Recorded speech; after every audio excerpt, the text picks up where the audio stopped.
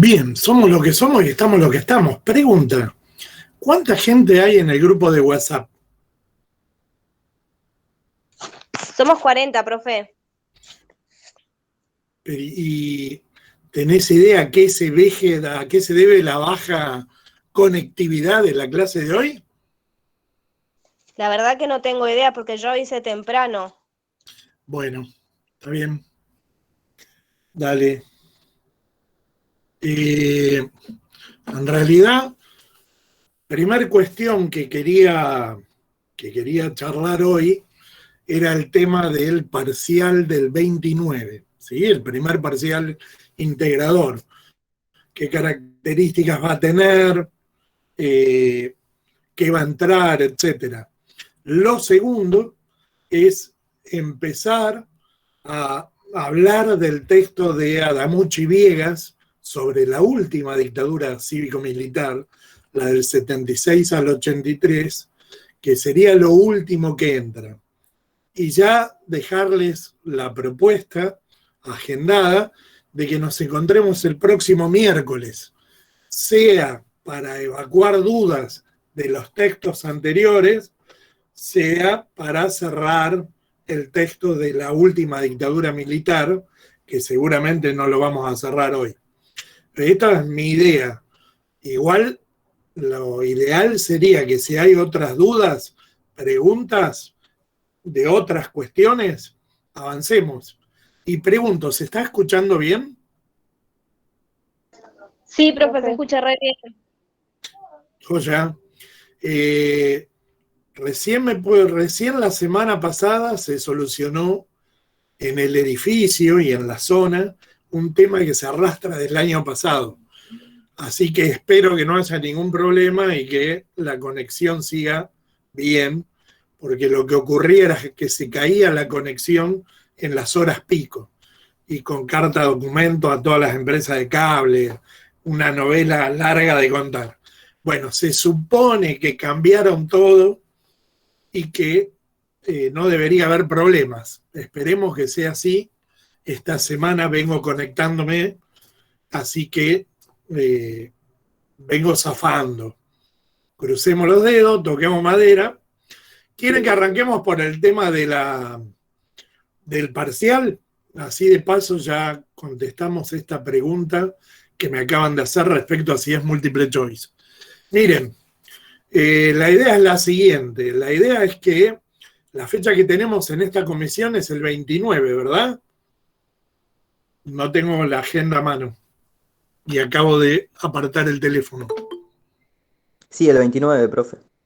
Bien, entonces, la idea sería que el 29 a las 10 de la mañana en el campus va a haber un foro que va a ser primer parcial integrador en nuestra aula.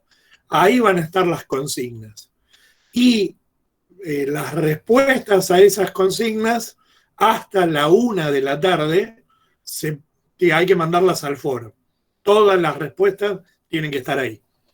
Lo pueden hacer tanto en el primero como en el segundo parcial en grupos de hasta 4 personas, ¿sí? O individual, si eligen hacerlo individual.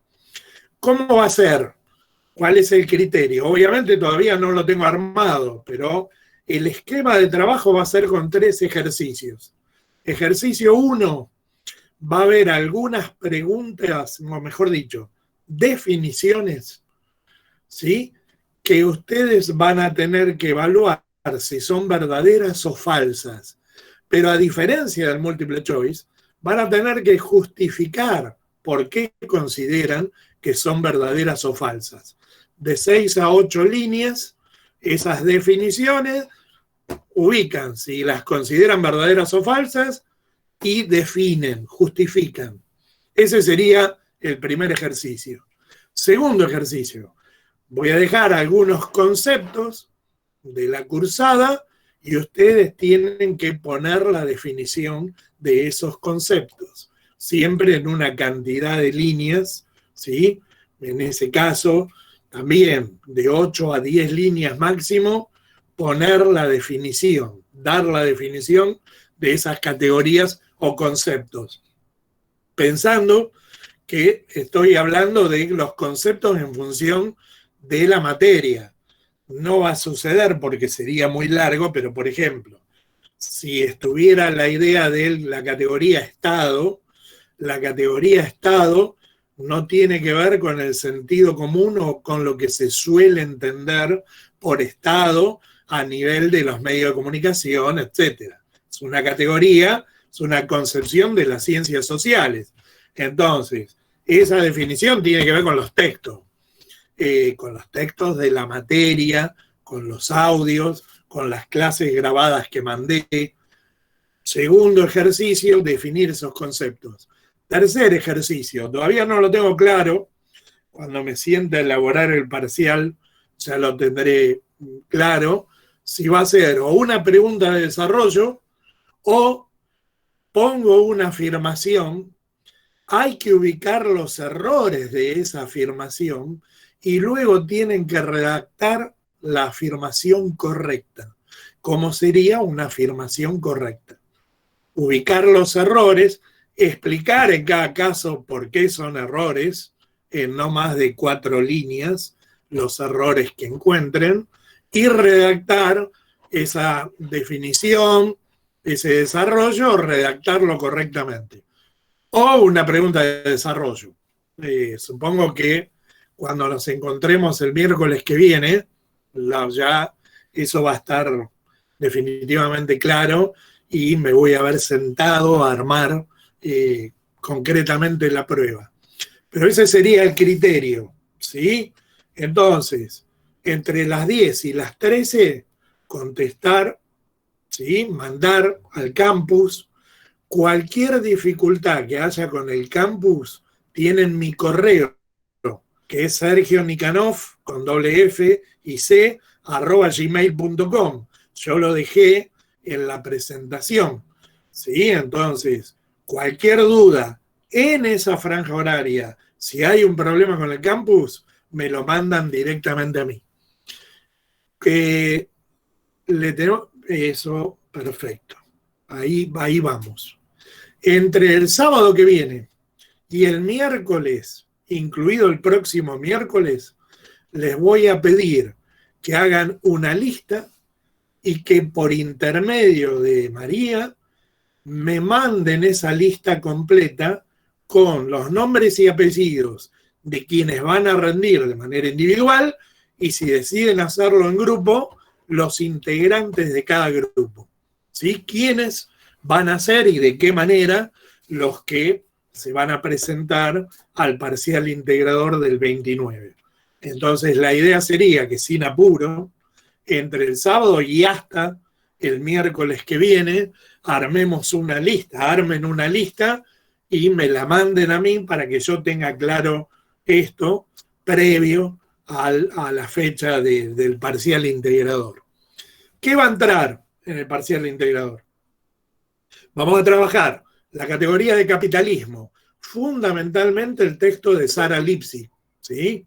Texto de Sara Lipsy que yo les mandé audios con los conceptos principales del texto. Obviamente, eso es algo complementario a la lectura del texto. Vamos a trabajar la categoría Estado, que hay un texto mío. El texto está dividido en dos partes.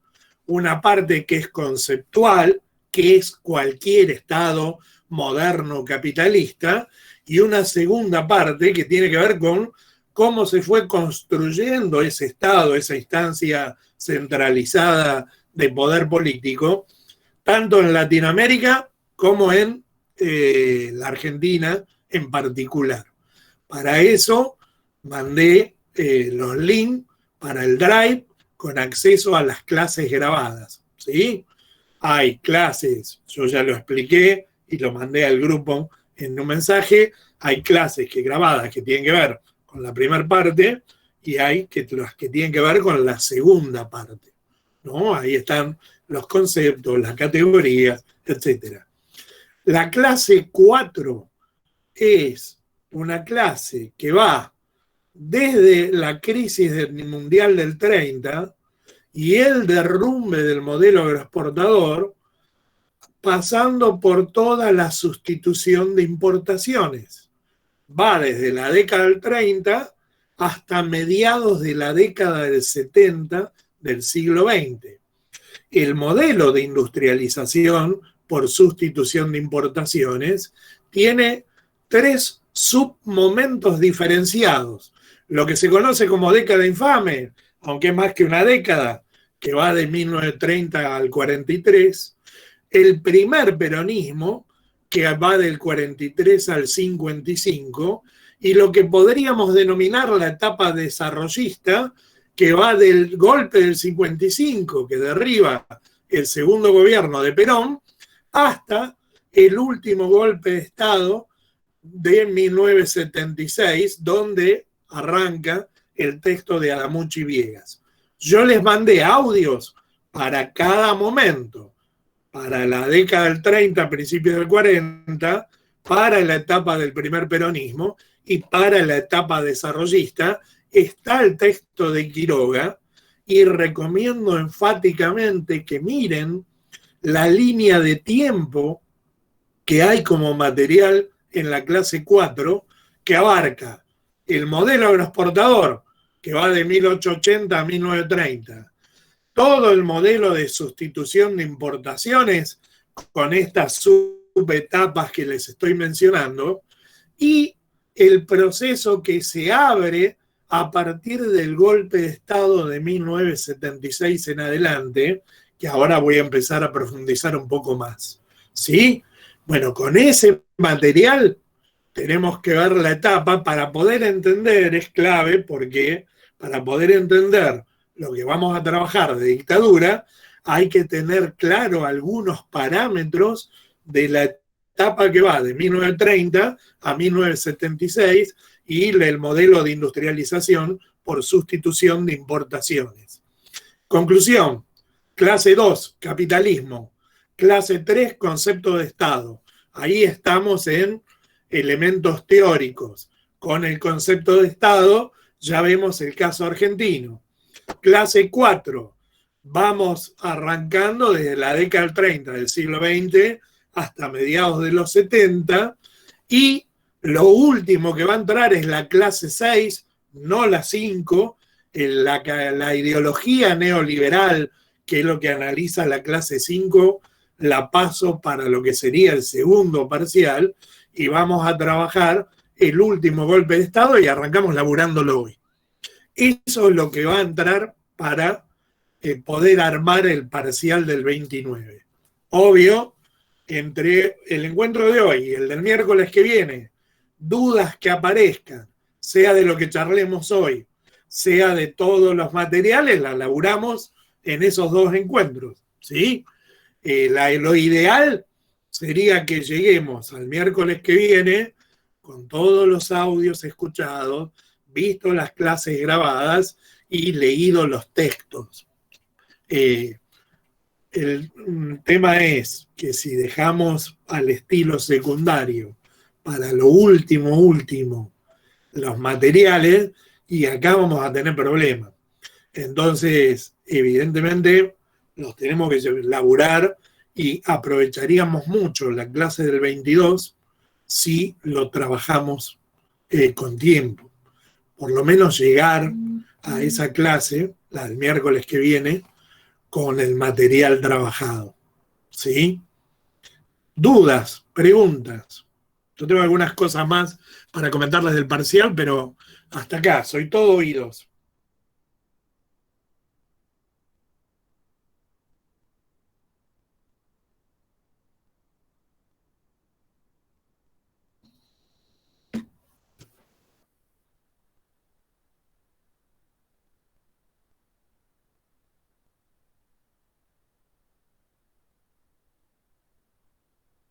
Ahí me preguntan qué aconsejaría, si es mejor en grupo o individual. Es muy personal eso.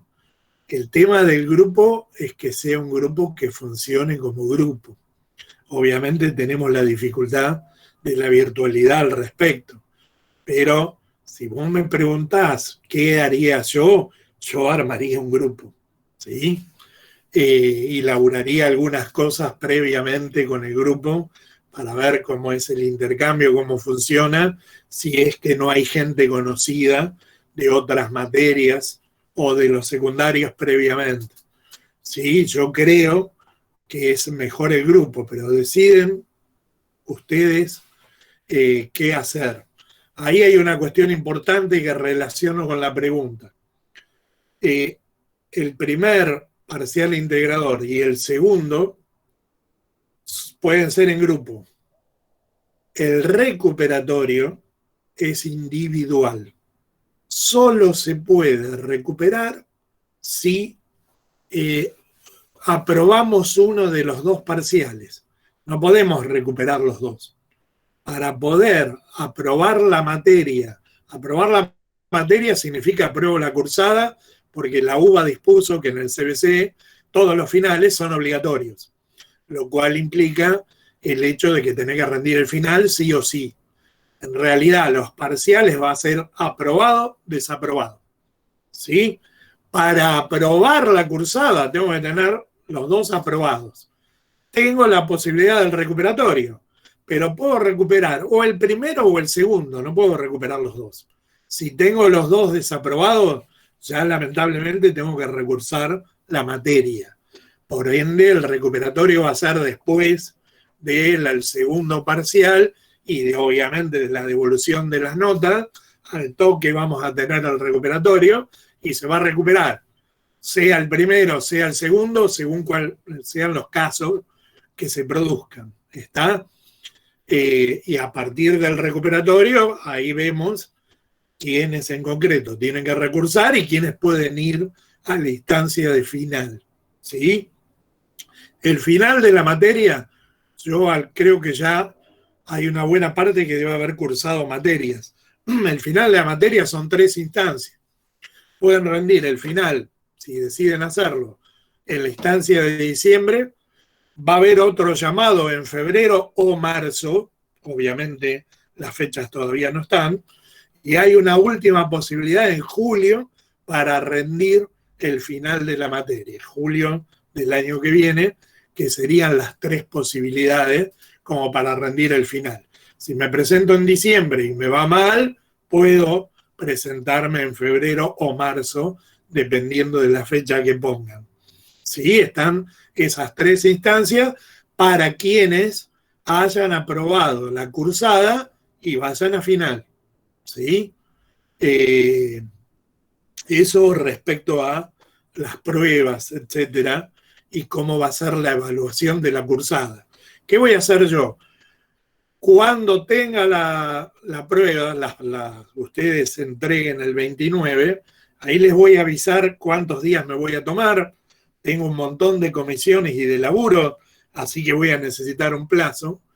Yo les voy a mandar una devolución del parcial contestado para que todas lo puedan ver, es decir, un parcial con todas las respuestas que voy a poner en el campus. Y a quienes no hayan aprobado en el campus, les voy a hacer una devolución específica que diga por qué en concreto ese no está aprobado. ¿Sí? No le voy a hacer una devolución individual a quienes hayan aprobado, pero van a tener el parcial contestado como para ya que todo el mundo pueda tener una medida respecto a por qué se aprobó o desaprobó, aun cuando yo voy a hacer una devolución individual. Ahí me preguntan, ¿el primer parcial se manda en formato de archivo o todo en el foro? Hay que adjuntarlo en el foro. Hay que mandar un adjunto en Word. ¿Sí? Si hay alguna dificultad, pueden pegar el texto. Por favor, no me manden en otro formato que no sea Word, porque me facilita a mí el armado de la carpeta. Entonces, lo tienen que mandar al campus. Insisto, si ese día, entre las 10 y las 13, hay algún problema, me lo mandan a mi mail. ¿Sí?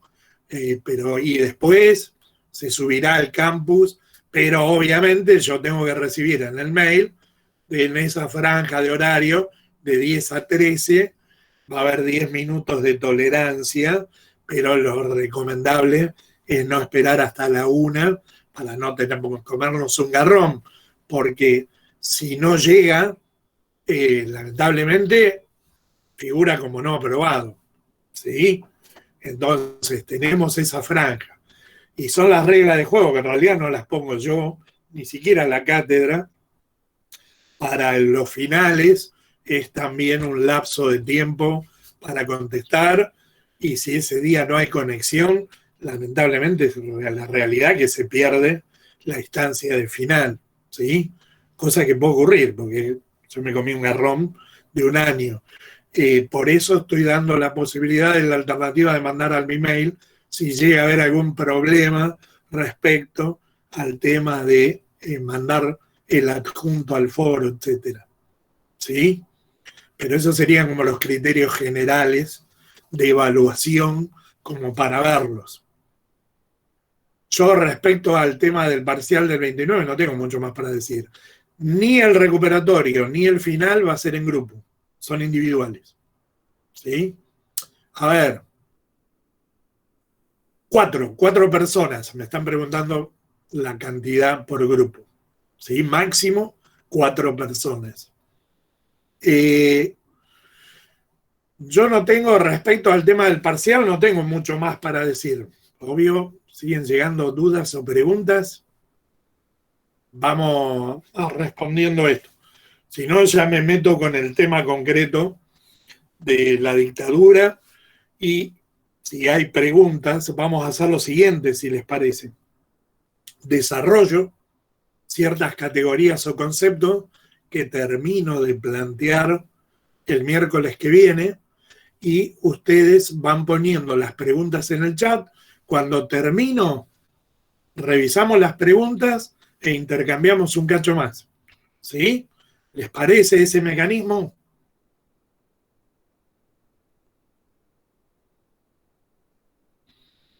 Acepto cualquier tipo de respuesta. Sí, Por mí profe. sí, profe. Bueno, José. Una pregunta, para ir rompiendo el hielo. ¿Pudieron ver las clases grabadas o escuchar alguno de los audios al menos?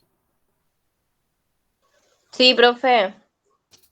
Bueno, Sí, profe, yo también. el lenguaje que estoy utilizando, ¿se está entendiendo o es un lenguaje que complica o que no ayuda para entender los textos, que sería la idea? ¿Se entiende, profe? No, no tengo ningún problema, profe. Bueno, está bien.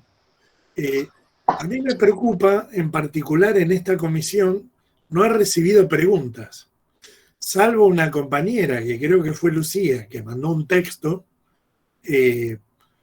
No he recibido preguntas, ni por el campus, ni por el grupo de WhatsApp. Y como que habilité 3 posibilidades. Está el campus, que no anda muy bien, por cierto, pero está. Está el grupo de WhatsApp y ahí tiene mi mail. Me preocupa el hecho de que no haya preguntas. ¿Por qué? Y porque eso puede delatar que no lo estamos laburando, los textos. Y yo vuelvo a repetir, no es mucho en función de lo que se van a encontrar ustedes en la universidad, en sus carreras, con la cantidad de material, que va a ser mucho más que la que se van a encontrar acá, aunque esto les parezca mucho, tal vez, respecto al secundario. Pero tiene un cierto nivel de complejidad teórica, conceptual.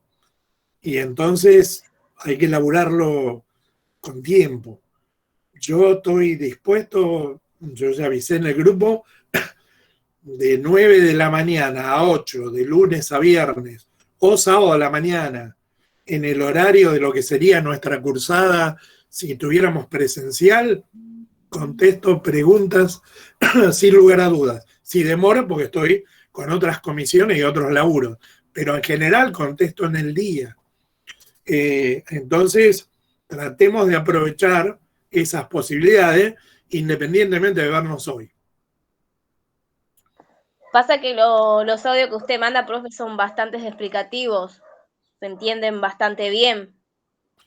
Bueno, buenísimo. Me tranquiliza un poco. Sabés que como no, cuando no recibo preguntas, uno tiende a pensar que no se le está dando bola a nada. Y en realidad, bueno, ya dije por qué me preocupaba, ¿no? Si es así, lo que yo digo es que yo estoy abierto a cualquier duda. No hay preguntas que yo considere tontas, ni ningún tipo de dudas. Relájense si hay alguna preocupación respecto a eso. Pregunten con toda naturalidad hoy por el grupo, por el campus, y aprovechemos lo que podamos. Y ahora que tenemos una conexión más directa, la virtualidad para mí nunca es directa, bueno, buenísimo, aprovechémoslo.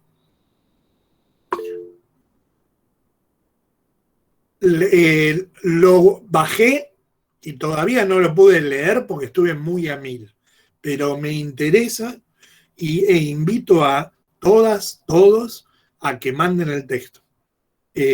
Ya el título del texto me parece interesante y seguramente muy polémico. No me quiero meter hasta no leer el texto, pero en algún momento tal vez podamos tener algún comentario o intercambio, ¿sí?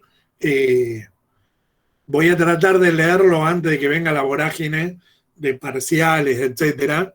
Igual estoy con muchísimas cosas, pero no me interesa leerlo. No es algo que hago sin interés. Así que me lo bajé, lo tengo apartado y bueno, en algún momento podemos intercambiar al respecto. Y quien quiera mandar textos, adelante. Que tengan algo que ver con los temas que vamos viendo, están totalmente habilitados y habilitadas para hacerlo y compartirlo en el grupo y mandarlo al campus. Sí. ¿Dudas respecto a lo del parcial o arranco con el tema?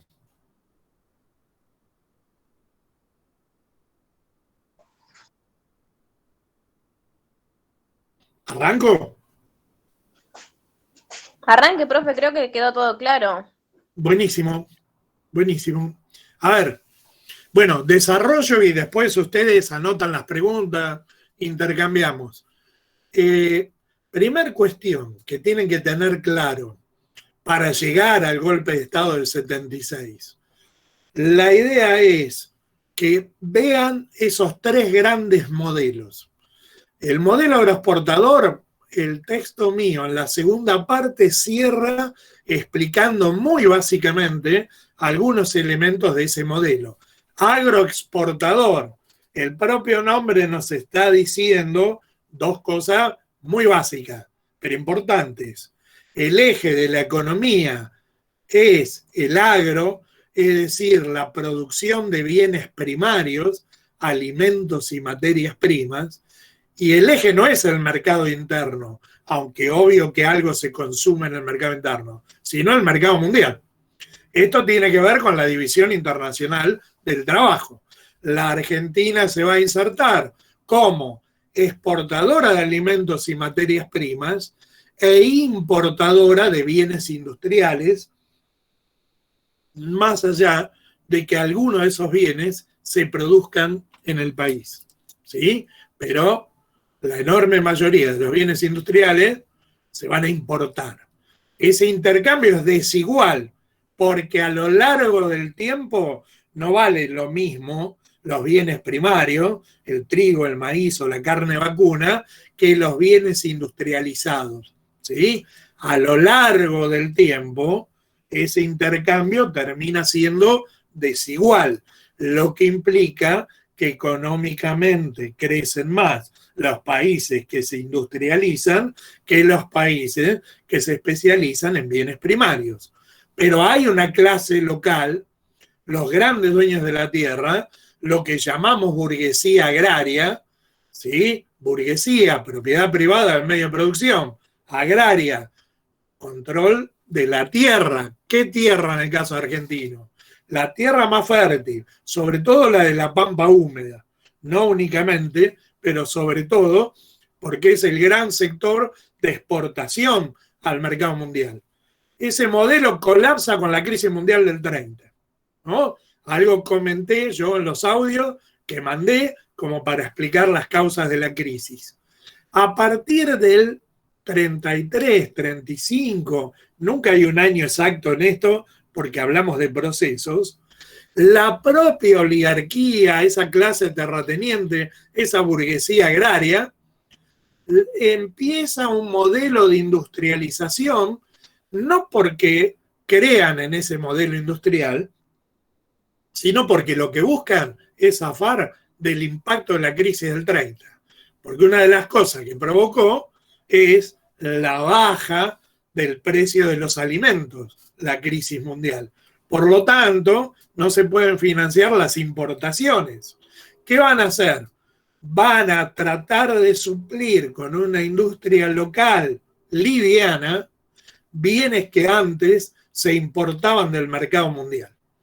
Entonces, comienza en la década del 30 un modelo de industrialización por sustitución de importaciones, se reemplaza con una producción industrial local algunos bienes que antes se importaban del mercado mundial. Sustitución de importaciones.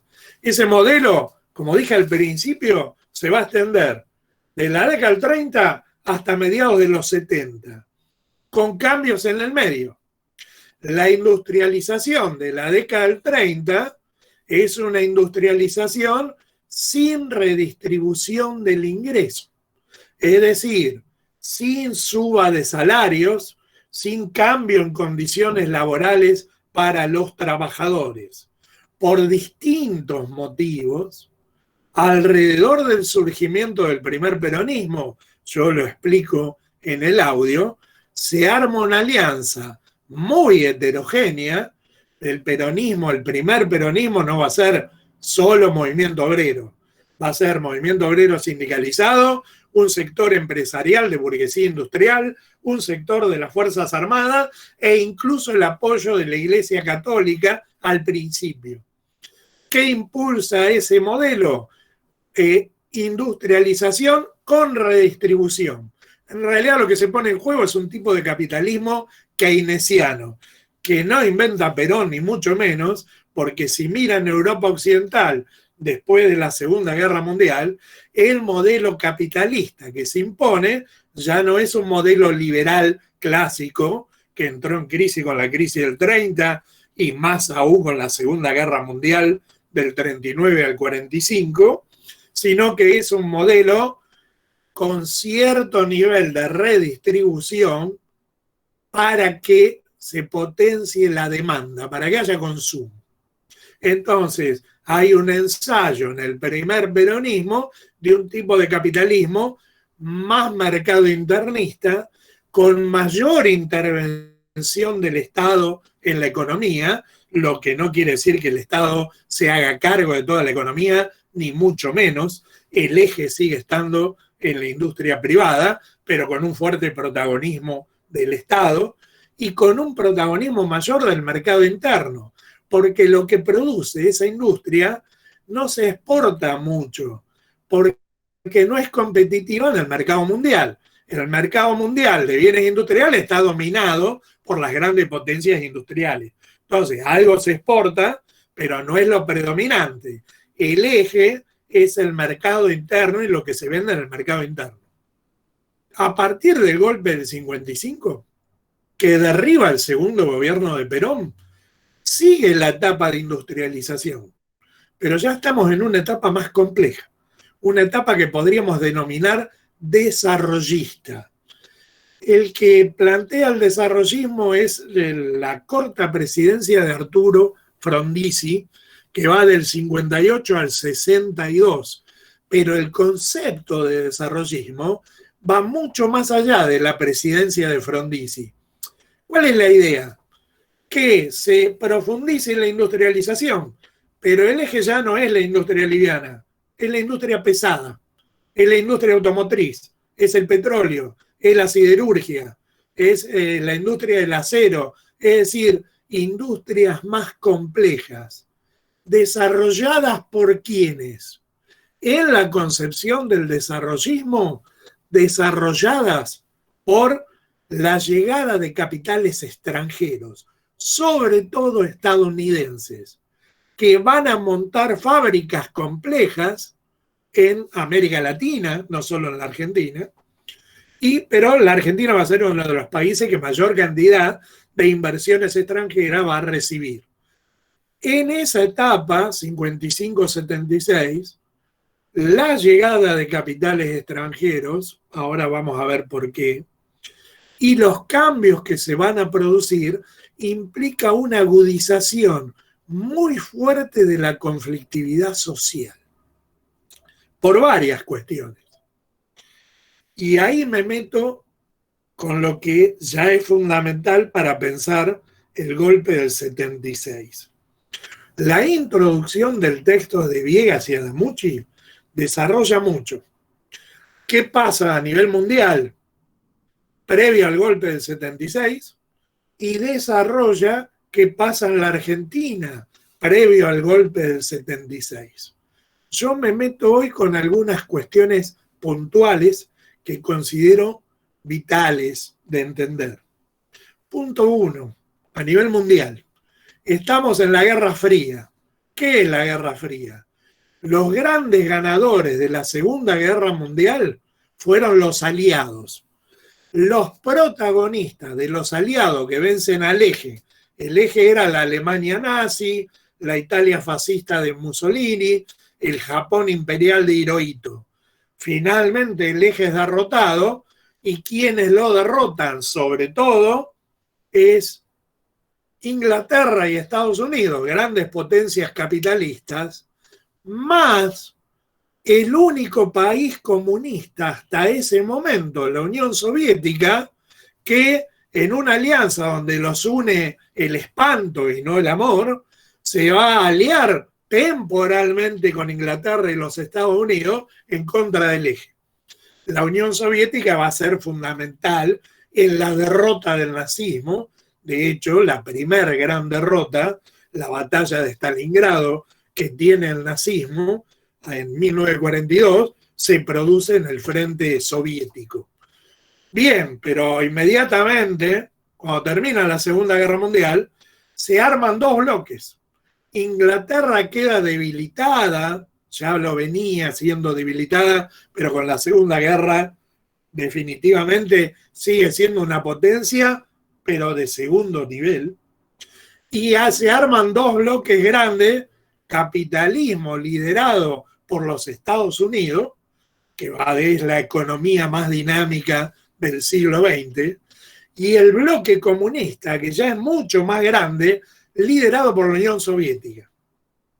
Digo mucho más grande porque toda Europa del Este, que el Ejército Rojo va desalojando a la ocupación nazi hasta llegar a Berlín, va a pasar a tener gobiernos comunistas, ¿sí? Checoslovaquia, Hungría, Rumania, Albania, Yugoslavia, Bulgaria, etcétera, e incluso Alemania va a quedar dividida en Alemania Oriental comunista y Alemania Occidental capitalista hasta principios de los 90, hasta la famosa caída del muro de Berlín.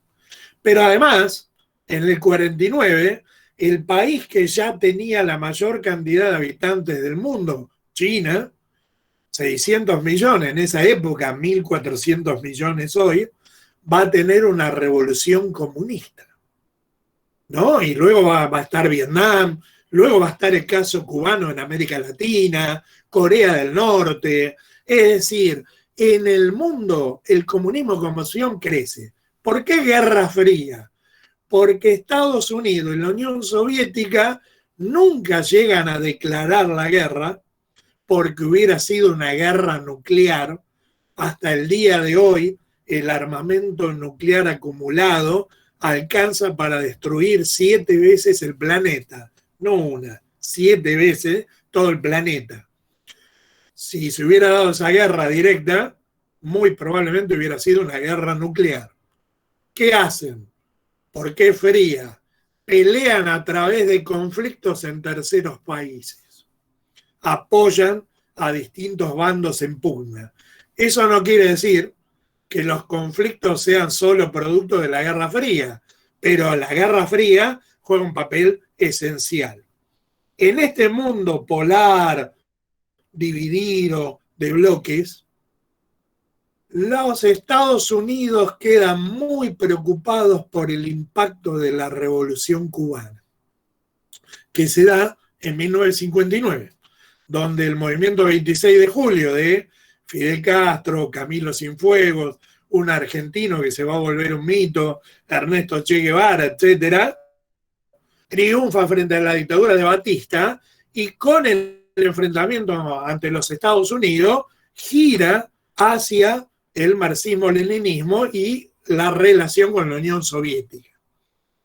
El problema no es Cuba, que es una pequeña isla con fuerte dependencia de recursos que no produce y que va a sufrir un bloqueo que dura hasta el día de hoy, sino que eso no se cunda como ejemplo en América Latina. Entonces, Estados Unidos va a impulsar, por un lado, la exportación de capitales estadounidenses hacia sectores industriales, lo que se va a conocer como desarrollismo, y contaba antes, empresas de Estados Unidos que van a ir a invertir a América Latina, y la doctrina de seguridad nacional. ¿Qué es la doctrina de seguridad nacional?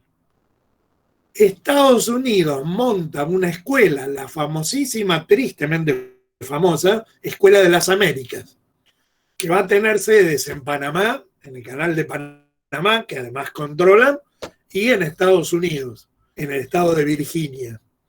¿Y qué va a hacer la Escuela de las Américas? Va a adoctrinar a militares de las Fuerzas Armadas argentinas en lo que llama el combate al comunismo. Lo que va a plantear la doctrina de seguridad nacional es que el enemigo de las Fuerzas Armadas de América Latina tiene que ser el comunismo, entendiendo por comunismo una acepción del término muy amplia que incluye a todos los que no están de acuerdo con las políticas estadounidenses. Es decir, no tenés que ser comunista para ser considerado comunista, comillas, por la doctrina de seguridad nacional. Por lo tanto, ¿qué tiene que hacer la Fuerza Armada de América Latina? Controlar a su propia población civil. El enemigo comunista es un enemigo interno. El comunismo anida en la población civil, dice la doctrina de seguridad nacional. Por lo tanto, la Fuerza Armada de América Latina ya no se tiene que preocupar por la defensa de sus fronteras, porque se supone que frente al bloque comunista, esa supuesta defensa la va a hacer Estados Unidos. ¿Qué es lo que dice la doctrina de seguridad nacional? Ocúpense como Fuerzas Armadas de vigilar, controlar, reprimir a su propia población civil, porque ahí anida el peligro del comunismo. Si ustedes se fijan, en el siglo XX en Argentina va a haber 6 golpes de Estado, 6 golpes. 1930, que es el primero que derriba un gobierno radical. 1943, que como caso inédito derriba un gobierno conservador. 1955, que derriba el segundo gobierno de Perón. 1962, que da un golpe de Estado a Frondizi. 1966, que es el golpe de Onganía, y ya esa dictadura dura mucho más, va del 66 al 73, y la última dictadura militar, la que encabeza Videla inicialmente, de 1976 hasta 1983. Si se fijan, las dictaduras, desde que se pone en boga la doctrina de seguridad nacional en la década del 60, se acelera la cantidad de golpes de Estado, y los golpes de Estado ya duran mucho más tiempo. Más aún, esas dictaduras, sobre todo las dos últimas, dicen que vienen a quedarse por décadas. Luego las crisis económicas y las protestas van a impedir que perduren lo que originalmente pensaban, pero son golpes de Estado de doctrina de seguridad nacional. Por lo tanto, uno de los elementos clave del golpe del 76 es la idea de combate al comunismo, entendiendo por combate al comunismo todo lo que no encaje con las políticas económicas y con la alianza con Estados Unidos que la dictadura quiere plantear. Esto no va a ser solo un tema de Argentina. En la época se pone en boga el Plan Cóndor. Si ustedes miran América Latina a mediados de los 70, en Uruguay, en Bolivia, en Brasil, en Paraguay, en Chile, ¿sí? Y bueno, obviamente en la Argentina imperan dictaduras militares imbuidas de la doctrina de seguridad nacional. Y esas dictaduras coordinan la represión asesorado por los Estados Unidos en lo que se va a conocer como el Plan Cóndor. A esta altura, esto no es que lo diga yo ni la materia. La CIA ha desclasificado todos los documentos, entonces todo lo que tiene que ver con el apoyo al Plan Cóndor están públicamente los documentos desclasificados como para ver cómo funcionaba. Conclusión, doctrina de seguridad nacional. ¿Qué implica dentro de la Argentina? Fuerte peso de las Fuerzas Armadas imbuidas de un discurso anticomunista muy marcado y que cada vez más se vuelven un actor político clave. ¿Sí? Guerra Fría. Mundo polar, dividido en dos, escenario en América Latina, multiplicidad de dictaduras, doctrina de seguridad nacional. ¿No? Ahí tenemos los ejes de un contexto internacional y cómo va influyendo en el caso argentino. ¿Qué pasa en Argentina? El golpe del 55 genera ya un elemento clave que va a aumentar la conflictividad. Perón se va a ver obligado a ir al exilio, va a estar en el exilio por 17 años y el peronismo va a estar prohibido 18 años. Desde el 55 en adelante hasta el 73, o hay dictaduras militares o hay gobiernos civiles, pero cuando hay elecciones, partidos y gobiernos civiles, el peronismo no puede participar porque está prohibido. Entonces, eso ya implica un alto nivel de conflictividad social. ¿Sí? Pero además, el desarrollismo, los capitales extranjeros, la llegada de capitales a la Argentina, requiere un elemento fundamental.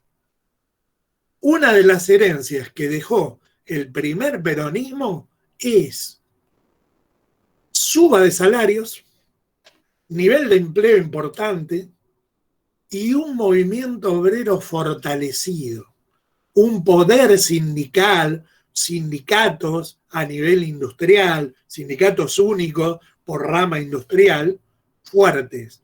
De hecho, si yo miro América Latina en los 50, 60, muy probablemente el país de América Latina que mayor cantidad de obreros afiliados a sindicatos tenga, sea Argentina. Es decir, hay un movimiento obrero fuerte. ¿Qué reclaman los capitales extranjeros que llegan? Que se debilite al movimiento obrero. Y va a haber gobiernos civiles, pero sobre todo militares, que lo que van a buscar es debilitar el nivel de salario, debilitar el poder sindical. Lo logran, no del todo. Pero lo que va sucediendo en esa etapa, del 55 al 76, es que crecen las protestas sociales, crecen las huelgas, crecen las movilizaciones y se agrava la conflictividad social con este elemento que es el intento de recorte de las condiciones del movimiento obrero y de las leyes laborales y sociales que habían alcanzado en el primer peronismo. Conclusión, en todo ese periodo hay una intensa conflictividad social que va creciendo, conflictividad social, política, y a su vez hay dictaduras que agudizan el mecanismo represivo, agudizan la censura, agudizan el control social, lo cual paradójicamente va generando niveles de descontento mayor. Se arma una cuestión clave, ahí les tiro un concepto nodal que está planteado en Adamuch y Viegas, que es el concepto de crisis de hegemonía. Crisis de hegemonía. En una de las clases que les mandé grabada y en la primera parte de mi texto, está explicado el concepto de hegemonía. ¿Qué decíamos ahí? Decíamos, miren, no hay ningún sistema de dominación que pueda dominar solo usando el uso de la fuerza, la coerción. No hay dominación sin uso de violencia. Incluso todo Estado se basa, en última instancia, en el monopolio legal de la violencia. Legal de la violencia. ¿Sí? Sistema penitenciario, cárceles, justicia penal, policía, fuerzas armadas, organismos de violencia. No hay ningún Estado moderno que no tenga eso. Pero además, quien domina no es solo el Estado, una clase dominante de manera privada es esencial que lo tenga, tiene que ser capaz de construir consenso, de construir aceptación, de construir credibilidad, de construir legitimidad, es decir, de lograr que gran parte de la población acepte los mecanismos vigentes, económicos, políticos, sociales, culturales. Eso es hegemonía. La hegemonía combina coerción y consenso, pero con un predominio de la búsqueda de consenso. La prohibición del peronismo, el ataque al movimiento obrero, la doctrina de seguridad nacional, los frecuentes golpes de Estado, el crecimiento del conflicto, ¿qué genera? Hay quienes dominan, hay un poder económico, grandes empresas, grandes propietarios de la tierra, etcétera, que sigue siendo poder económico, pero no logran convencer. Dominan, pero no convencen. Tienen el poder económico, pero no logran una sociedad que acepte, mayoritariamente estamos hablando, ese poder. Entonces, ¿qué va a haber? Cuestionamientos agudos, crisis de hegemonía, crisis de legitimidad, crisis de consenso. Si ustedes revisan la etapa 55-76, se van a encontrar que ningún gobierno, ni civil, ni militar, logra consolidarse en el poder. Y eso tiene que ver con esta crisis de hegemonía. Ahí viene un tema clave del golpe de Estado del 76. ¿Qué viene a hacer el golpe del 76? ¿Cuáles son sus objetivos esenciales? Viene a cerrar la crisis de hegemonía, terminar con el ciclo de protesta social, descabezar a los actores principales de esa protesta, quebrar la crisis de hegemonía, terminar con eso. Pero para terminar con la crisis de hegemonía, tiene que terminar con el modelo de industrialización por sustitución de importaciones. Ahora voy a explicar por qué. Por lo tanto, el objetivo del golpe es disciplinar a la sociedad en general, acabar con el ciclo de protestas, lograr gobernabilidad vía doctrina de seguridad nacional, pero ya otras dictaduras como la del 66 habían fracasado con eso, lograr gobernabilidad, pero terminando con el modelo de sustitución, porque va a haber dos cuestiones que la última dictadura va a tener como elementos nodales. Uno, para terminar con la protesta social, hay que imponer un genocidio. Ya no es solo reprimir, es terrorismo de Estado, que es un concepto, una categoría más compleja, porque toda dictadura, y no solo las dictaduras, pero toda dictadura por definición reprime porque toma el poder político por la fuerza, por eso es dictadura. Pero acá el terrorismo de Estado implica un plan de exterminio planificado previamente, que es lo que se conoce como genocidio, exterminar a una parte de la población de una manera planificada previamente. Eso ya le da una característica muy particular. Voy en la próxima clase a profundizar en el concepto de terrorismo de Estado, pero ya dejo planteado un elemento clave de la dictadura. Dos, cambiar el modelo de acumulación. ¿Por qué?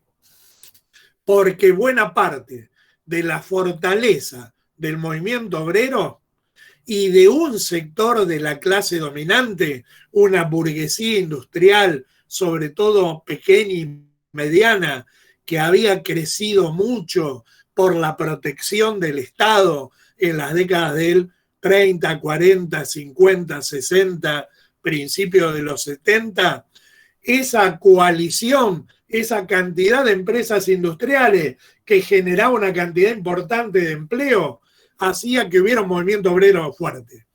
Dicho bruto, esto es matemático. Si hay mucho empleo, el salario tiende a crecer porque el movimiento obrero tiene mayor capacidad de presión. ¿Sí? Porque hay mucho laburo. Si hay mucho laburo y mucha demanda de trabajo, la capacidad de presión de los trabajadores para elevar su salario es mayor. En cambio, cuando el desempleo crece hasta cierto nivel, los salarios tienden a bajar.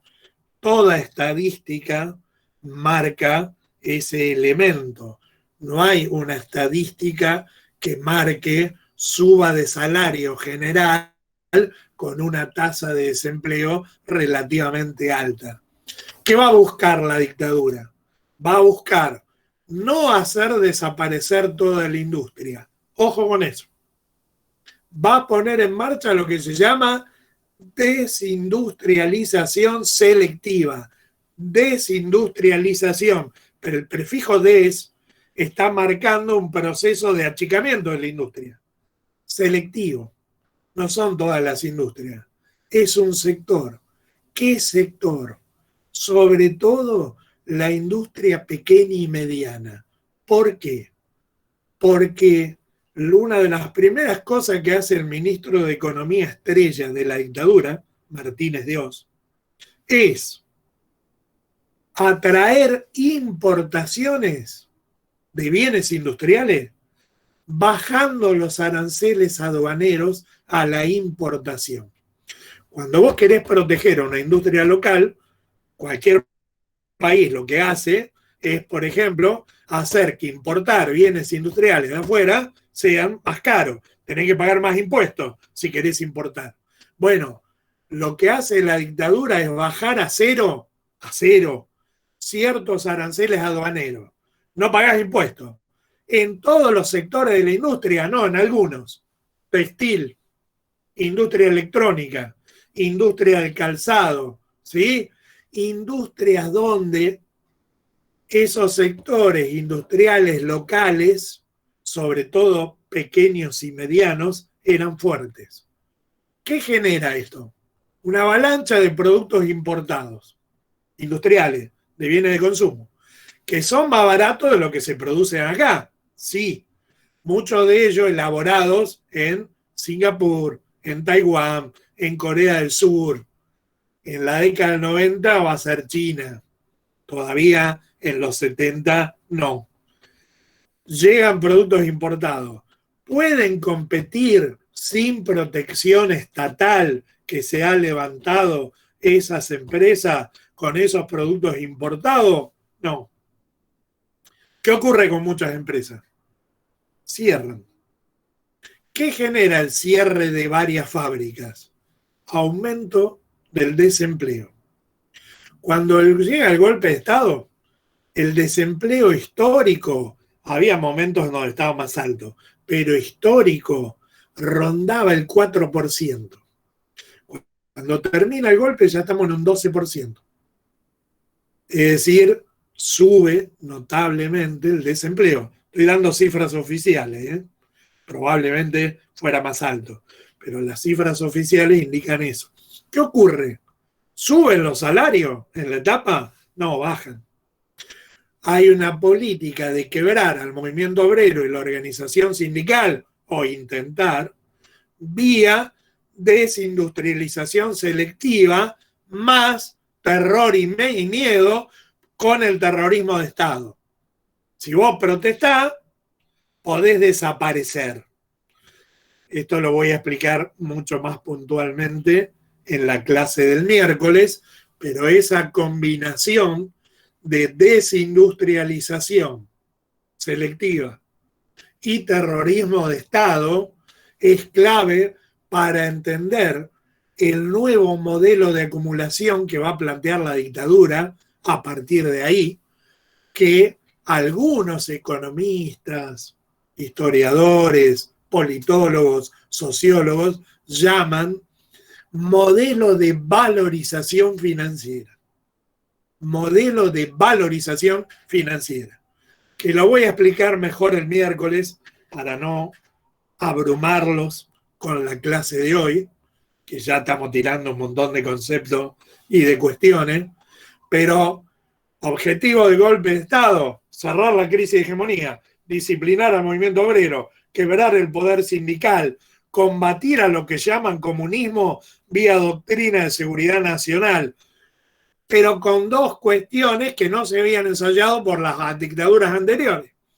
El terrorismo de Estado, que es mucho más que reprimir, y la desindustrialización selectiva, que es esta apertura masiva para disciplinar. Selectiva porque las industrias grandes siguen siendo protegidas.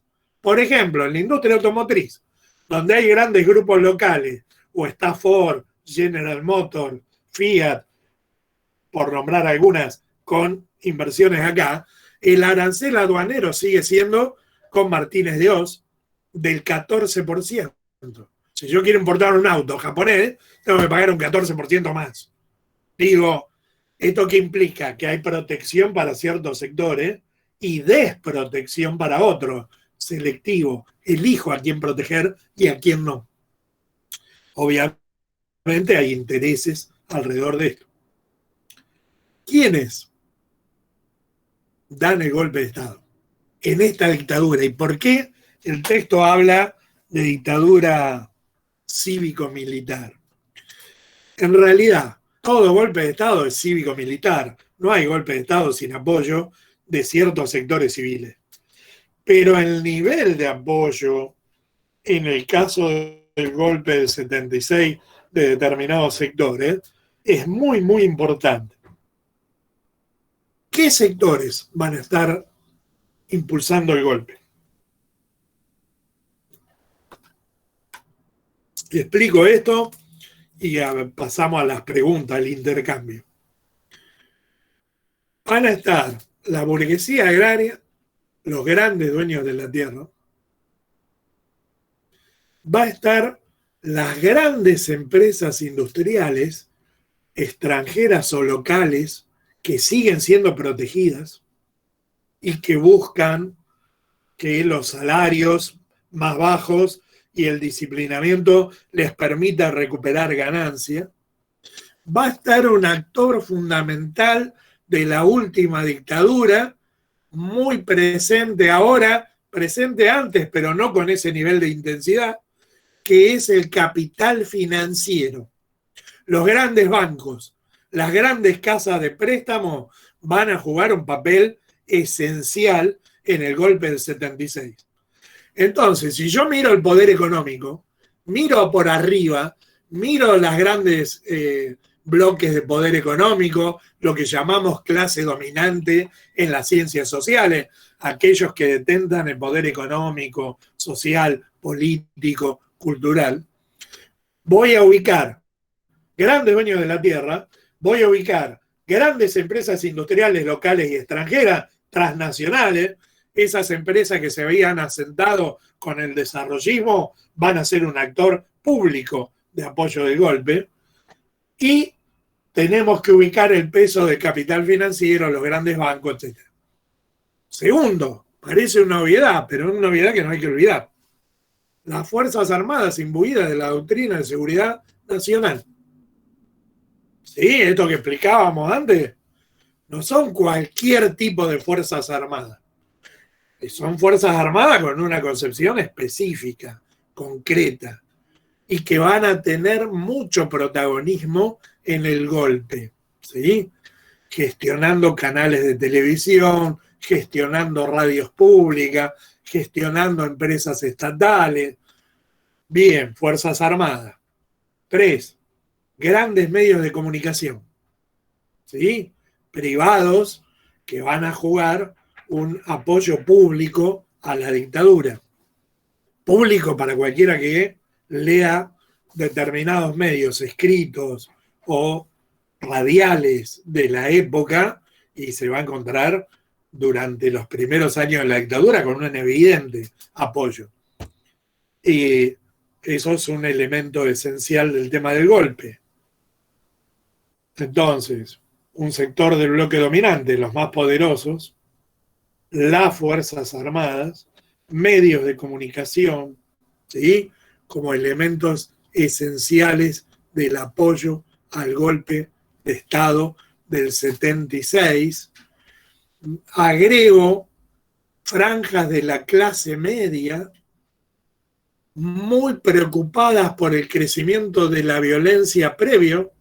Entonces el discurso del orden cala en ciertos sectores de la sociedad de una manera importante, influye. La idea de que se necesita mano dura para venir a imponer orden no es toda la sociedad, ni mucho menos, pero hay franjas importantes de la sociedad que van a apoyar esto, y la cúpula de la Iglesia Católica, que públicamente está presente en la asunción de Videla y que públicamente, no digo toda la Iglesia Católica, porque no es así, pero sí el sector predominante de la cúpula de obispos, no todos, pero la mayoría, que va a dar un apoyo explícito. ¿Por qué? Y en primer lugar porque el discurso anticomunista, la cúpula de la Iglesia lo comparte, pero además porque uno de los cambios culturales que se había dado en los 60 en el mundo y en la Argentina son cambios culturales que la Iglesia Católica, o una parte importante de ella, rechazaba. Ejemplo, la cultura de las relaciones sexuales prematrimoniales vía expansión de la píldora anticonceptiva, que es un fenómeno de los 60 en adelante. La expansión del rock, no como movimiento comercial de hoy, sino como movimiento contestatario en los 60-70.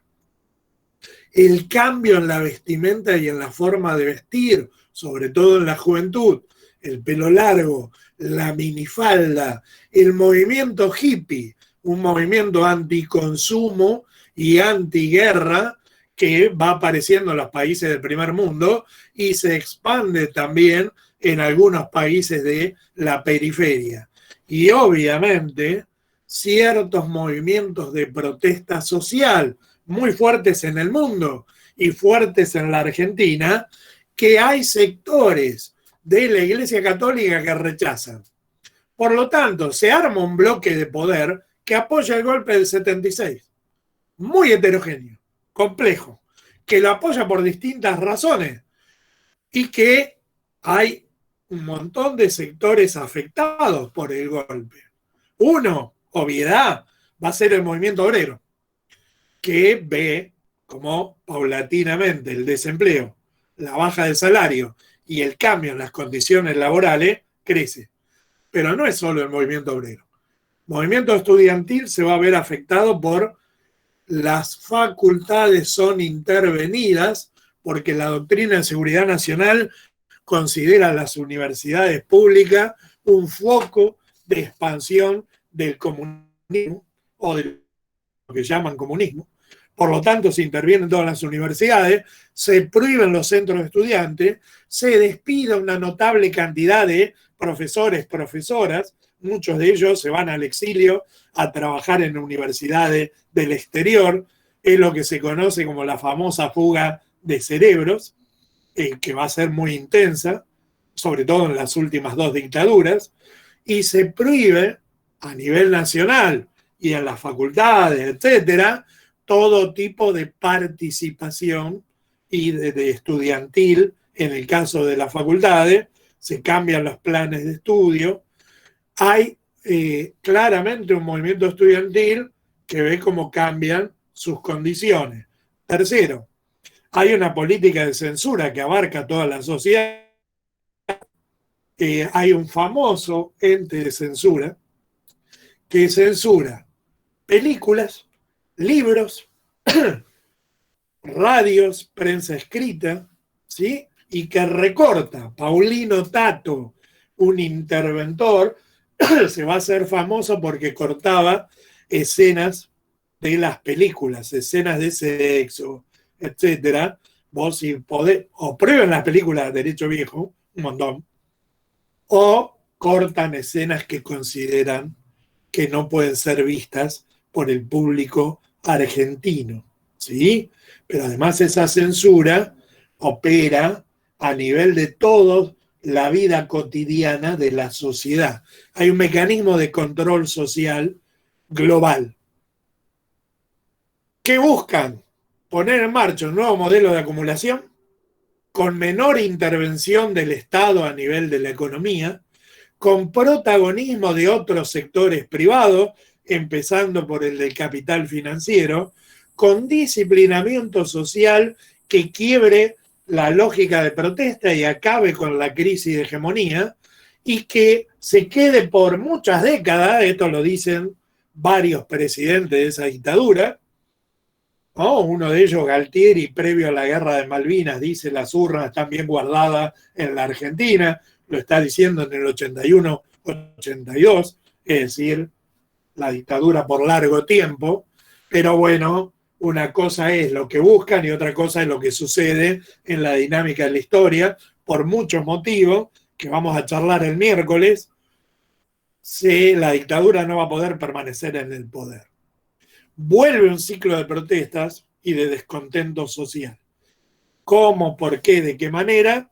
Lo vamos a ver bien en la próxima. Pero acabo de plantear contexto mundial previo al golpe. Acabo de plantear qué pasa en la Argentina previo al golpe y el concepto de crisis de hegemonía. Acabo de contar lo de doctrina de seguridad nacional, la Guerra Fría, y a nivel local, las razones de la crisis de hegemonía. Y acabo de plantear quiénes apoyan el golpe, por qué lo apoyan y qué viene a cambiar el golpe a grandes rasgos. Obvio, lo tenemos que profundizar en la próxima, pero el golpe del 76 es un parteaguas histórico, es un antes y un después por muchos motivos, ¿sí? Esto es muy importante y por eso lo ponemos como un nudo problemático en la materia a darle importancia y a tener en cuenta. Hablé un montón. Soy todo oídos. Preguntas, dudas, opiniones. Y obvio, si algo no se entendió, reexplicamos.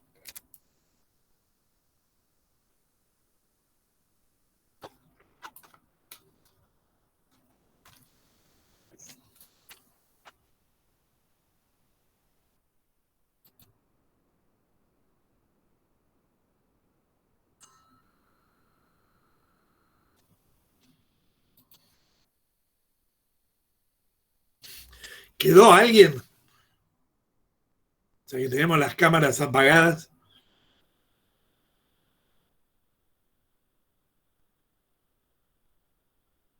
Creo que se entendió bastante bien, profe, porque fue punto por punto usted.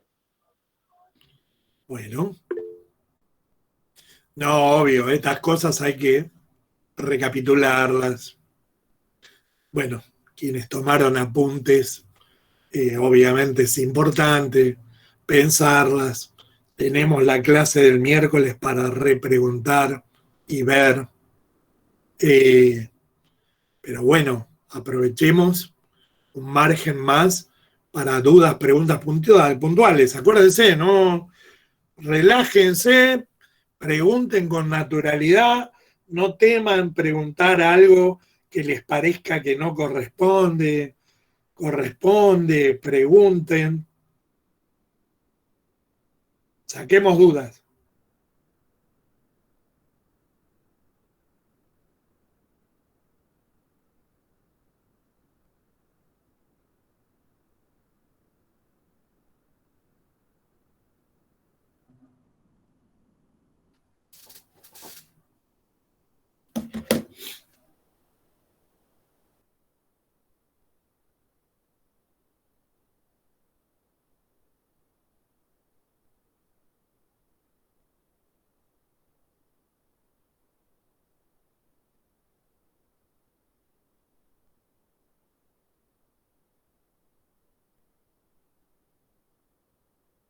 Qué fea que es la virtualidad.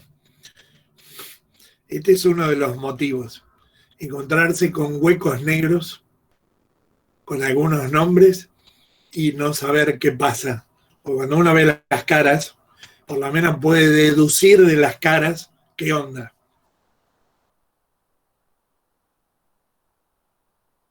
Profe, una pregunta. Dale. Cuando habla de coerción con respecto al uso de la violencia, un ejemplo, ¿cuál podría ser de las instituciones que ejercen la violencia? Mirá, la policía se especializa en el uso de la violencia legal, porque Sí, un elemento clave de todo Estado es que los Estados tienen que tener el monopolio legal de la violencia. Pero no es solo eso. De hecho, si yo agarro el caso argentino, mirá, tenés policía en diversas acepciones, policía federal, pero también las diversas policías provinciales y distritales. Y ahora hay policías municipales.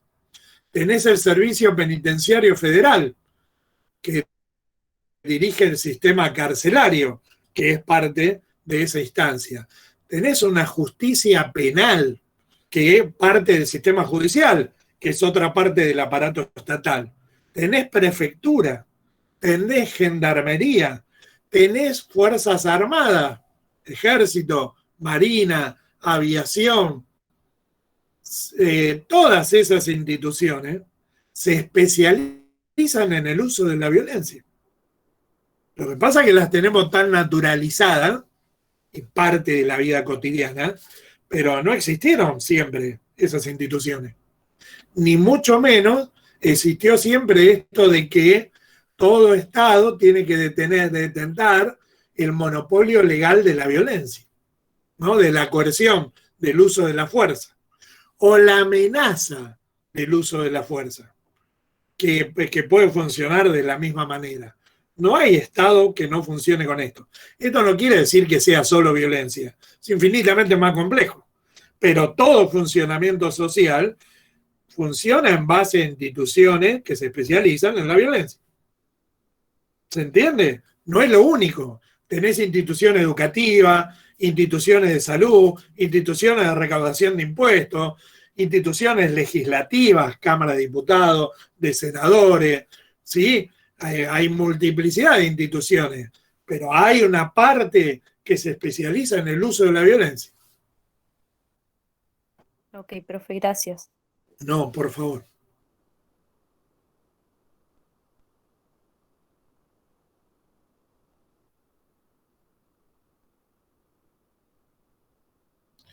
Está pertinente la pregunta. Me acaban de preguntar Cuando usted dice Inglaterra, ¿es solo Inglaterra o todo Reino Unido? Es correctísimo, es en realidad el Reino Unido. Lo que ocurre en ese Reino Unido, cuando a veces uso la palabra Inglaterra, es que el país dominante, por ejemplo, sobre Irlanda, sobre Escocia, sobre la vieja Gales, es sin duda Inglaterra. De hecho, dentro del Reino Unido, y se ve hoy que hay un tonquimbolonqui con el Brexit y sectores que están en contra del Brexit, que son parte del Reino Unido, que Inglaterra tiene como una lógica de dominación sobre ciertos sectores del propio Reino Unido.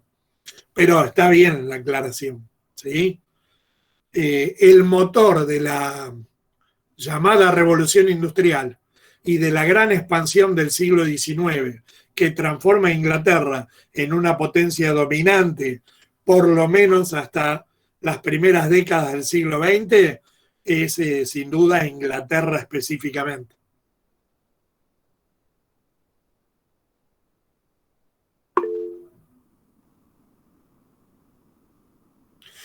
Más que el impacto de la Revolución Cubana, ahí me dicen si el impacto de la Revolución Cubana puede ser un tema a desarrollar en el parcial. La relación de eso con la doctrina de seguridad nacional y los golpes de Estado. Eso sí es una relación que amerita una mención. Obvio que yo no les voy a pedir que desarrollen la Revolución Cubana, porque no lo laburamos, ¿sí?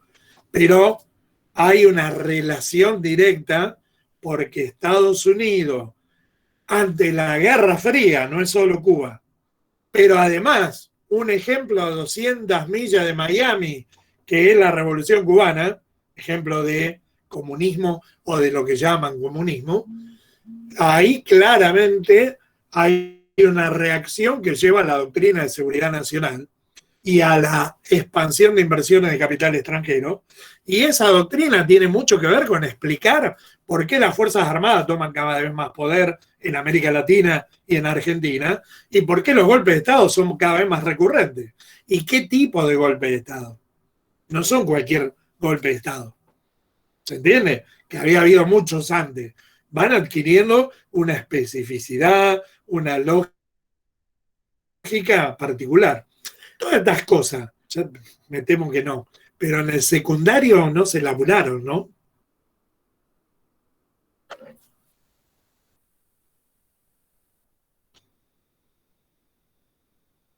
Acepto respuestas. ¿Alguien laburó algo de esto en el secundario? ¿Vio algo? No, profe, muy por encima.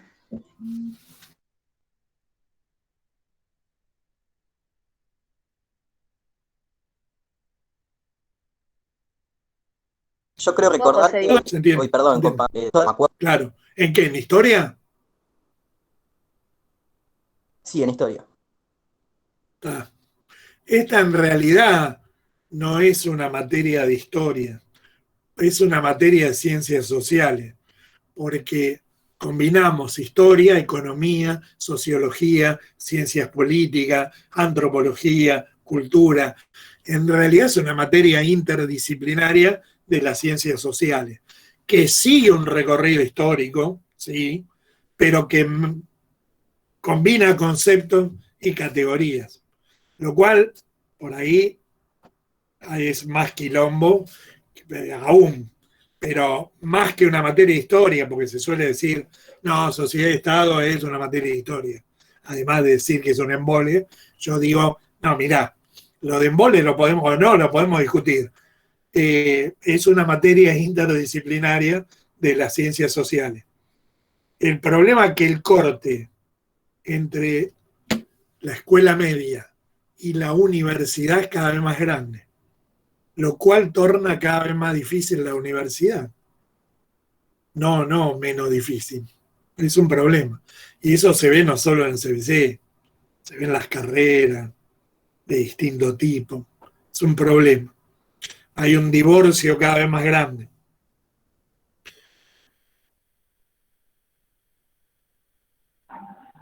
Profe, yo tengo una pregunta.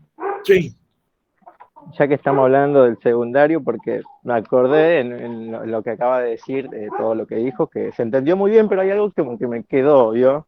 Que no Sí, tiene mucha importancia tal vez para la materia, pero sí es una pregunta personal. dale. Usted dijo que Cuba tiene un bloqueo hasta el día de hoy. Bueno, yo me acuerdo que tenía un profesor que decía lo contrario, que decía que el bloqueo no era de afuera para adentro, sino de adentro para afuera. Y hasta el día de hoy veo gente que dice una cosa y la otra. Bueno, yo me dedico a matemáticas, así que no tengo ni idea, pero ¿cuál es la verdad con eso? ¿Cuál es la realidad? O al menos, ¿qué piensa usted, digamos, ¿no? Porque a veces parecería que la respuesta viene de la mano de cómo ve las cosas esa determinada persona que lo desarrolla, más de lo que en realidad es. No sé si se entiende lo que digo. Sí, sí, está interesante la pregunta. A ver, Perdón si no tiene nada que ver, pero bueno, es no, está algo que bien. me quedó sonando. No, no, está perfecto. Me parece pertinente y está muy bien. Primero, yo no pretendo que ustedes opinen como opino yo, ni como opina la cátedra o la materia. Esto es importante, no por tu pregunta, sino para aclararlo en general. Sí pretendo lo que llamamos concepción crítica, que es poder salir de la lógica de los comentarios de café o de los medios de comunicación y problematizar las cuestiones. Después, obviamente, va a haber, e incluso si agarran los textos, en la propia cátedra hay visiones diferentes sobre muchas cosas, ¿no? Claramente. Y bueno, a medida que desarrollemos, por ahí les va a ir quedando más claro. No, la cátedra no es una unidad ideológica, más allá de que compartamos muchas cuestiones, otras no. Y está bueno que sea así. Por lo tanto, si vos me tirás una opinión, yo no te voy a evaluar la opinión. Lo que sí te tengo que evaluar es qué elementos vos pusiste en juego para fundamentar tu opinión, sea a favor o en contra. Y si hay textos que vos me puedas decir, che, el texto este sostiene esto, por esto y por esto.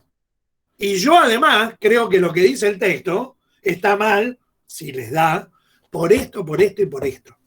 ¿Se entiende? O sea, si hay textos y material, tenemos que tratar de ver qué es lo que dicen, y si nos da como para meter opiniones diferentes, bienvenido es.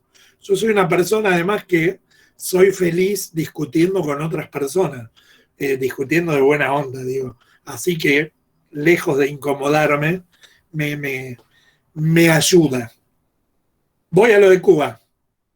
Que hay bloqueo externo, no puede haber ninguna discusión. La ley Helms-Burton de los Estados Unidos, que son 2 senadores norteamericanos, impide y sanciona incluso empresas, ya no solo estadounidenses, sino europeas o de otros países, que le vendan ciertos bienes a Cuba. Y esa ley está plenamente vigente en los Estados Unidos. Con lo cual, si vos querés importar de determinados lugares ciertos bienes, claramente hay una lógica de bloqueo que encarece y que incluso puede tener sanciones de los propios Estados Unidos para quienes comercien directamente con Cuba. Te digo más, con Trump, vamos a lo más cercano, se ha empezado a sancionar de nuevo el viaje como turista desde los Estados Unidos a Cuba y la remesa, porque muchos cubanos exiliados de Cuba le mandaban dólares a sus familiares en Cuba, cosa que empieza a tener serias dificultades, no totales, pero sí dificultades mucho más grandes. Así que de donde lo mires, no es imposible discutir que hay bloqueo externo. Esto ya no tiene que ver con la opinión, lo hay. ¿Qué te quiere decir, supongo yo, el docente con el bloqueo interno? y te quiere decir que muy probablemente lo que realiza el gobierno cubano genera una situación de crisis en Cuba que es mucho más grave, supongo, porque no lo conozco al docente que te tiraba esa opinión, que lo que está queriendo decir es eso. No se puede discutir que hay bloqueo externo, lo hay. Ahora, ¿qué ocurre a nivel interno? Y ahí hay muchas cuestiones a discutir y a ver.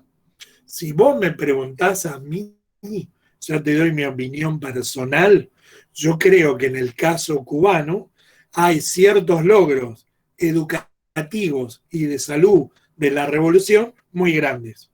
Y a su vez hay ciertas cuestiones de control de la vida social y de ciertos aspectos que han traído problemas internos en Cuba. Ahora, no me cabe ninguna duda de que Cuba es una isla chica que no produce petróleo, que no puede autoabastecerse de alimentos y que no puede autoabastecerse de bienes clave, sobre todo porque es una isla del Caribe, con lo cual, si se sacara el bloqueo, claramente se me modificaría la situación y ahí veríamos qué tanto se puede modificar internamente o no la situación en el caso cubano, a nivel interno. Vos fijate que el bloqueo de Cuba en Naciones Unidas, ¿sabés cuántos países bancan el bloqueo en Cuba? 12. 12 países, incluidos los propios Estados Unidos. 200 y pico de países, pero esto de nuevo, no lo digo yo, es la votación de cada año, votan en contra del bloqueo. O sea, claramente el bloqueo es un problema sumamente fuerte, no solo el caso cubano. Cualquier cuestión de bloqueo perjudica a la población civil, porque tiene dificultades para importar medicamentos, combustible, alimentos, etc. Entonces, el bloqueo es una rémora sin lugar a duda. Ahí hay que ver luego esas cuestiones que te decía anteriormente. No sé si te contesté o no, creo que sí, pero bueno, es eso. Y podríamos... Sí, profe, se entendió perfecto. Gracias, por dedicarle tanto No, tiempo. por favor. Igual yo le preguntaría otra cosa, pero a veces sé que dar una opinión personal es complicado. Yo le iba a preguntar si eso no es una dictadura ahí adentro al final, pero no sé, eso se lo dejo a usted. Se entendió igual todo lo que quiso decir. Es un largo tema. Lo primero que Sí. tenemos que discutir ahí es qué es una dictadura. Y ahí tendríamos que discutir fuertemente qué entendemos por dictadura y a partir de ahí ver el caso cubano en específico. No te lo quiero gambetear ni mucho menos. De hecho, yo suelo ser muy, muy directo en las opiniones y en las cuestiones. Lo que ocurre es que eso implicaría, para no ser una sanata, hablar largo tiempo de esa cuestión. ¿Se entiende? O sea, no hablar de dictadura o no, en el caso cubano, claramente implica que tenemos que discutir largo y tendido. ¿Sí? Sí, profe, está perfecto. Le agradezco mucho. No, no.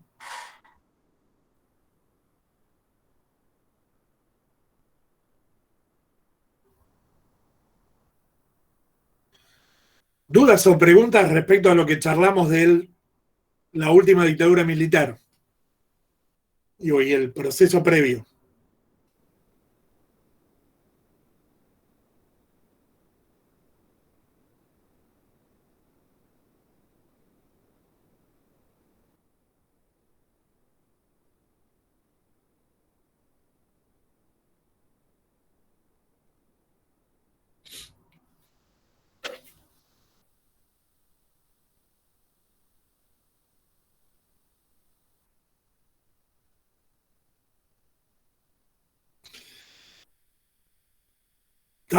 ¿Estamos? Debo entender por el silencio que procesamos lo que dijimos o que estamos procesando y laburamos el miércoles.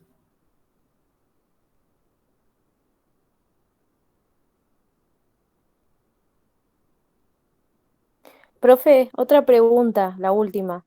No, dale, a la una laburemos, decime. Cuando dice cambiar el modelo de acumulación, ¿por qué se denomina de acumulación? Bien. Un modelo de acumulación implica a nivel económico qué sectores económicos predominan, qué nivel de producción, qué tipo de maquinaria, qué tipo de redistribución, cuáles son los sectores más dinámicos, una serie de cuestiones que tienen que ver con lo que se podría llamar modelo de acumulación. ¿Qué sectores obtienen más ganancia y de qué manera? ¿Cómo acumulan? ¿Cómo ganan? ¿Cómo se vuelven más poderosos, más fuertes, etcétera? No es lo mismo el modelo agroexportador que el modelo de sustitución de importaciones, que el modelo de valorización financiera que se abre con la dictadura del 76. Entre otras cuestiones, porque los sectores más dinámicos, los sectores más poderosos, los sectores que acumulan mayor tasa de ganancia, los sectores que crecen económicamente, no son iguales en un caso o en el otro. ¿Sí? Entonces, cuando te hablan de modelo de acumulación, te están hablando en los textos de una cuestión más compleja. La clase 4 te identifica 3 grandes modelos de acumulación. En realidad, llega hasta el 2015 y Macri los textos. ¿Sí? Con lo cual vamos a tener para discutir mucho y para intercambiar y debatir, ¿sí? Porque la idea es un recorrido que llegue hasta el 2015 en el caso argentino. Pero bueno, lo de acumulación tiene que ver con eso. ¿Se entendió? Bueno, profe, gracias.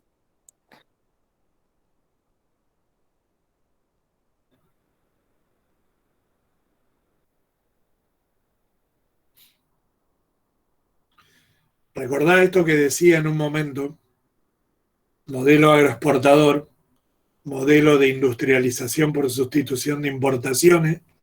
Los propios nombres te están marcando formas de acumulación y de economía diferentes, los sectores que predominan en un caso y otro y a donde apuntan son diferentes, y el modelo de valorización financiera que lo vamos a profundizar el miércoles que viene, ¿sí?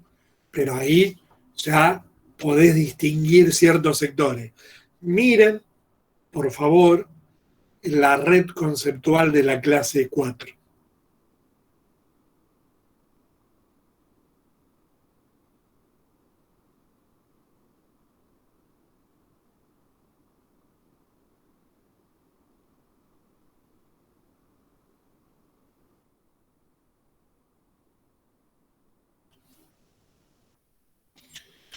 ¿Algo más?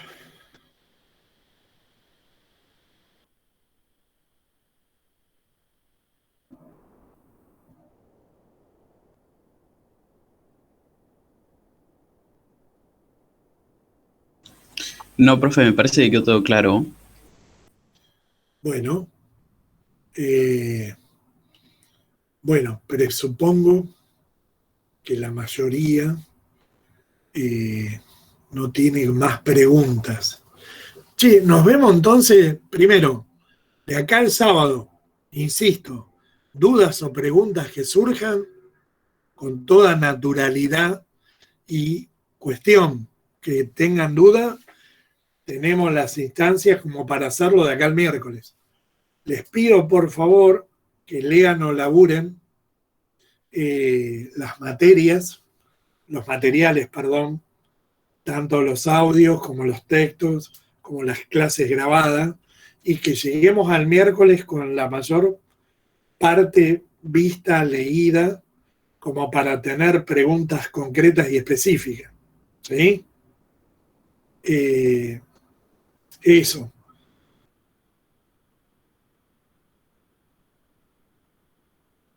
Bueno, y nos vemos el miércoles que viene. En el mientras tanto, ¿les parece? Perfecto, profe. Bueno, profe. les mando un saludo. Espero que no hayan muerto en el intento de el largo desarrollo. Y nos veremos el miércoles y vamos a profundizar algunos temas.